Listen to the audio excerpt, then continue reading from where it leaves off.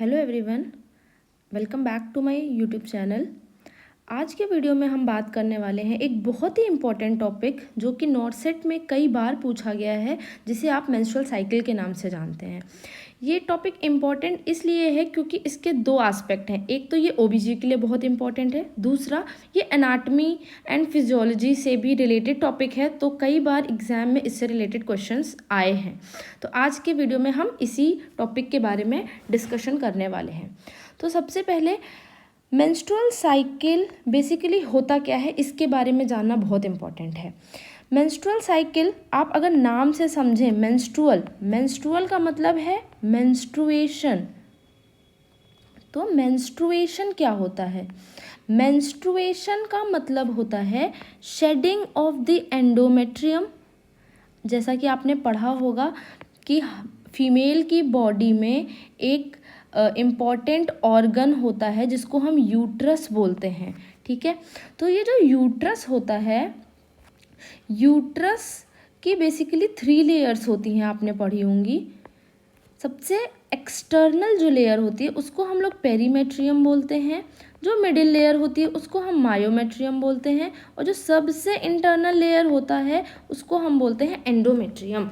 तो ये जो एंडोमेट्रियम होता है, इसी के अंदर वेरियस साइक्लिक चेंजेस होते हैं जो कि आगे चल के फीमेल को डेवलप करती है। सेकेंडरी सेक्सुअल डेवलपमेंट जब फीमेल में होता है आफ्टर ऑनसेट ऑफ प्यूबर्टी, तो फीमेल को कंसीव करने में हेल्प मिलती है बिकॉज ऑफ दिस लेयर। आगे चल के यहीं पे आके जाइगोट का इम्प्लांटेशन होगा, देन डेवलपमेंट होगा इसका इनटू दी फीटस। तो ये इम्पोर्टेंस होता है एक लेयर का, जो सबसे इंटरनली लेयर होती है यूट्रस की, जिसको आप एंडोमेट्रियम बोलते हैं।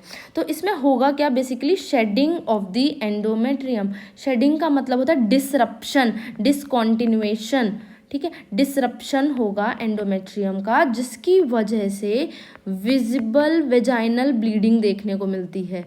फीमेल के अंदर विजिबल वेजाइनल ब्लीडिंग देखने को मिलेगी, जिसको हम लोग मेंसेस भी बोलते हैं, ठीक है।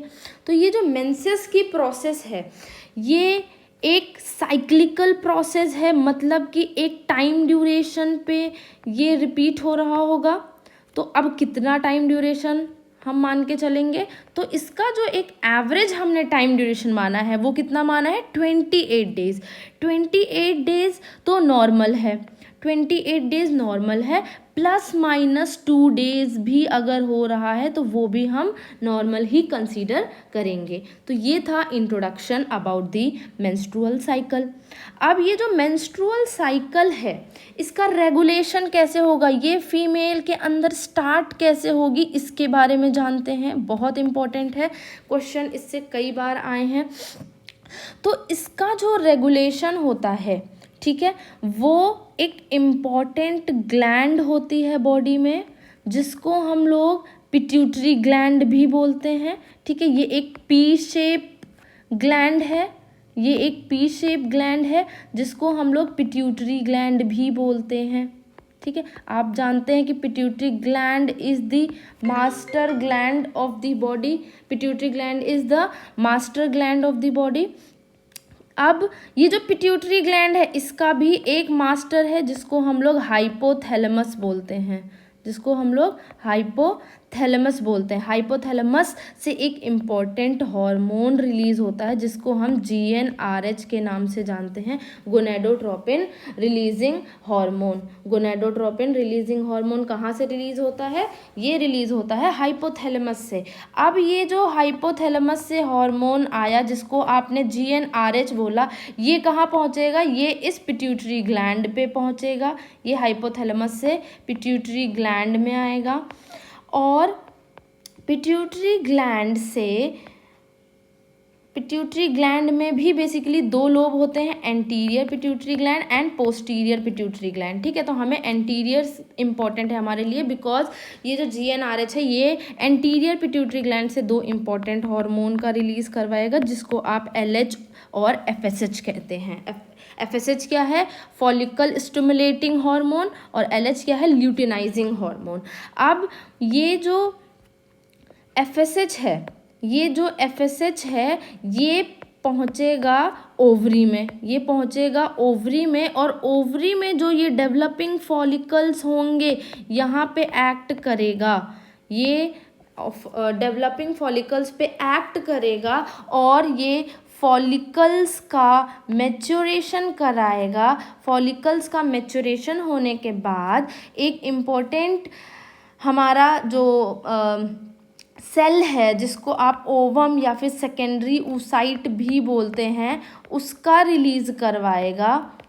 सेकेंडरी oocyte बोलो चाहे ओवम बोलो, ये इम्पोर्टेंट हमारा सेल है, जो इम्पोर्टेंट है फर्दर आगे आने वाले टाइम में। इसी का आगे चल के फर्टिलाइजेशन होगा, और फर्टिलाइजेशन होने के बाद ये जाइगोट में कन्वर्ट होगा, देन जाइगोट से फीटस बनेगा, और फीटस से आगे चल के ये बेबी में ट्रांसफॉर्म हो जाएगा। तो बेसिकली इस तरीके से ये डेवलपमेंट होता है फीमेल में। तो अब ये प्रोसेस हो गई फर्टिलाइजेशन की। अगर सेकेंडरी oocyte का स्पर्म से फ्यूजन होगा तभी तो आगे चल के फर्टिलाइजेशन होगा, है ना। लेकिन अब अगर फर्टिलाइजेशन होगा ही नहीं तो ये जो ओवम वाइबल पीरियड इसका होता है वो 12 to 24 आवर्स के लिए होता है। इंपॉर्टेंट क्वेश्चन अगेन कि ओवम कितने टाइम पीरियड के लिए वाइबल होता है, मतलब इसका लाइफ स्पैन कितना है। तो इसका जो लाइफ स्पैन है वो 12 to 24 आवर्स होता है। This has been asked in the NORCET exam. ठीक है, तो अब अगर इसका फर्टिलाइजेशन हुआ तब तो ये आगे आने वाली प्रोसेस में ये कंटिन्यू करेगा, बट अगर इसका फर्टिलाइजेशन नहीं होगा तो इसका ये डीजनरेट हो जाएगा। ये ओव्यूलेशन कौन से डे पे होगा? तो 14th डे पे होगा। इम्पॉर्टेंट क्वेश्चन, ओव्यूलेशन कब होता है? तो 14th डे पे होता है। और अगर इसका फर्टिलाइजेशन नहीं होता है तो it will degenerate, and again 14th day के बाद जैसे ही ये 28th डे होगा तो अगेन नेक्स्ट साइकिल हो जाएगी, और वहाँ पर again onset of menses start हो जाएगा। दैट मीन्स जो ये मेंस्ट्रुअल साइकिल है ये हर मंथ स्टार्ट होगी, डे 1 पे स्टार्ट होगी, और 14th डे पे हर मंथ ओवम रिलीज होगा। Then it will wait for 12 to 24 hours for sperms, ताकि इसमें फर्टिलाइजेशन हो जाए। अगर 24 घंटे तक इसको स्पर्म नहीं मिलेगा तो इट विल डीजनरेट, एंड इसके डीजनरेट होने के बाद फिर से एक दोबारा से नई साइकिल स्टार्ट हो जाएगी। तो अगेन दूसरा मेंस्ट्रुअल साइकिल स्टार्ट हो जाएगा। तो इस तरीके से आपको याद रखना है कि कैसे मेंस्ट्रुअल साइकिल का रेगुलेशन होता है। एक बार रिवाइज करते हैं। अभी तक हमने क्या पढ़ा कि मेंस्ट्रुअल साइकिल में हमने पढ़ा कि this is the shading of the endometrium. इसमें क्या हो रहा है? शेडिंग ऑफ द एंडोमेट्रियम होता है। इसमें विजिबल वेजाइनल ब्लीडिंग देखने को मिलती है। कितने डेज की ये साइकिल होती है? तो 28 डेज ±2 डेज। इसको रेगुलेट कौन सा हार्मोन करेगा? तो सबसे पहले GnRH जो हाइपोथैलेमस से रिलीज हो रहा है। हाइपोथैलेमस से ये हार्मोन पहुंचेगा पिट्यूटरी ग्लैंड, फिर ये एक्ट करेगा एंटीरियर पिट्यूटरी ग्लैंड पे, और वहाँ से एक इंपॉर्टेंट हार्मोन रिलीज करवाएगा जिसको बोलते हैं FSH। FSH पहुंचेगा ओवरी में, और ओवरी से सेकेंडरी oocyte का रिलीज होगा। सेकेंडरी oocyte वाइबल कब तक रहेगा? तो 12 से 24 घंटे। फिर अगर इसको स्पर्म मिलता है तो इसका फर्टिलाइजेशन होगा, अदरवाइज ये डीजनरेट हो जाएगा। और फिर नेक्स्ट जैसे ही 28th डे आएगा तो हमारी मेंस्ट्रुअल साइकिल दोबारा से स्टार्ट हो जाएगी। तो ये था पूरा आपका introduction about the menstrual cycle. तो अब हम नेक्स्ट क्या पढ़ने वाले हैं? Normal parameters. कुछ हम नॉर्मल पैरामीटर्स देखते हैं कि मेंस्ट्रुअल साइकिल में क्या क्या नॉर्मल पैरामीटर्स हमारे एग्ज़ाम पॉइंट ऑफ व्यू से इम्पोर्टेंट हैं, ठीक है।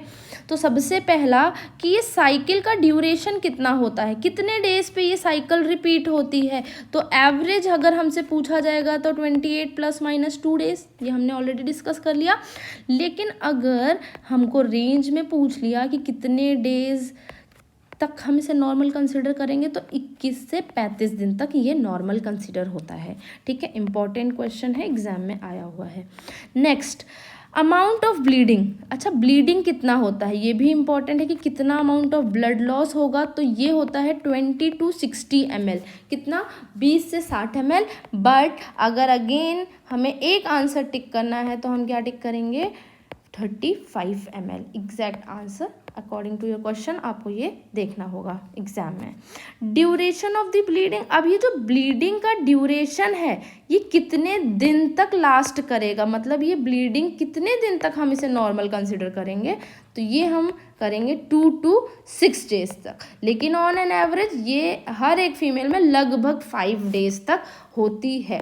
तो ये पैरामीटर्स आपके बहुत इंपॉर्टेंट है for exam point of view. तो ये हमारा कुछ पोर्शन हमने आज के वीडियो में कवर किया है कि मेंस्ट्रुअल साइकिल होता क्या है, ठीक है। एक बार रिकॉल करेंगे कि मेंस्ट्रुअल साइकिल क्या है, onset of menstruation, shedding of the endometrium, ठीक है। रेगुलेशन हमने पढ़ा कि कैसे रेगुलेट होता है, वाइबिलिटी पीरियड देखा और कुछ नॉर्मल पैरामीटर्स देखें। अब नेक्स्ट वीडियो में हम क्या देखेंगे, इसकी कुछ फेजेस के बारे में कि कौन कौन सी फेजेस होती हैं, इसकी कैसे कैसे कितने कितने डेज पे इसकी फेजेस चेंज होती हैं और फिर कैसे ओव्यूलेशन होता है। दैट वी विल, ये वीडियो बहुत लंबा हो जाएगा इसलिए हम नेक्स्ट वीडियो में इसके बारे में डिस्कशन करेंगे। तो अगर आपने अभी तक मेरा चैनल सब्सक्राइब नहीं किया है तो please like it, subscribe it and please share. जो भी आपको लगता है जिसको नीड है इस वीडियो की, please share. This is a very informative video जो आपके नॉर्सेट में आपको बहुत हेल्प करने वाला है आगे।